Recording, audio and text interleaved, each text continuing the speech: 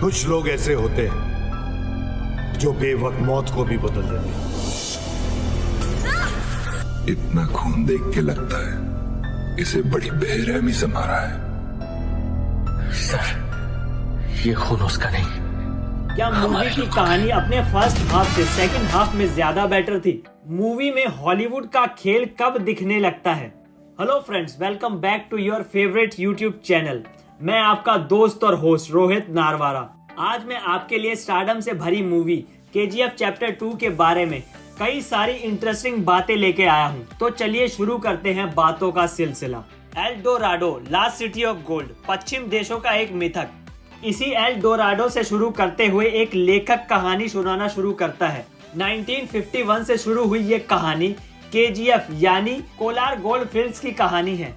ये कहानी रॉकी की, जिसकी मां ने मरने से पहले उससे वादा लिया है कि वो जिए जैसे भी, लेकिन मरेगा दुनिया का सबसे अमीर आदमी बनकर। कहानी को 2 भागों में बांटा गया है और इसका पहला भाग है केजीएफ चैप्टर 1 और इसका दूसरा भाग इसी साल यानी 14 अप्रैल 2022 को बड़े पर्दे पर दस्तक देने वाला है।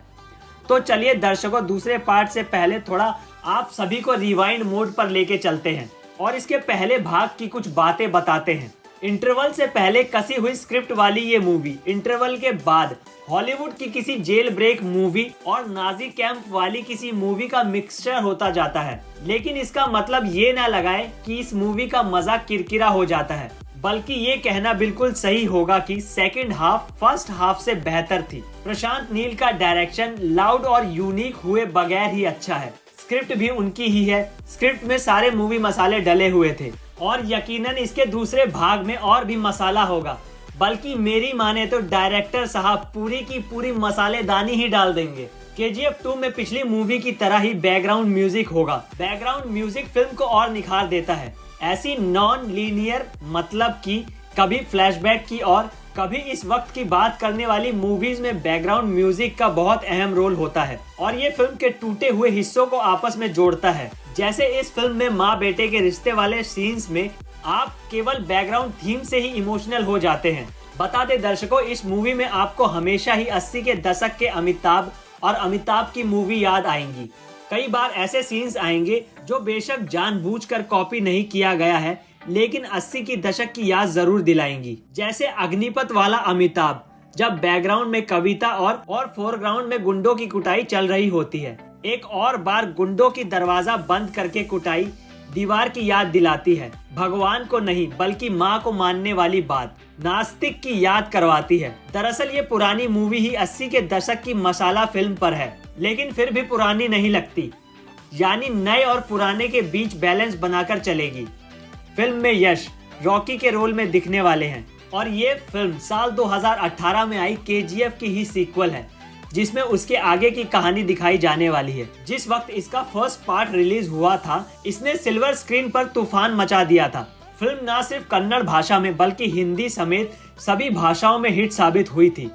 यश स्टारर इस फिल्म में बॉक्स ऑफिस पर करीब 250 करोड़ रुपए की कमाई की थी।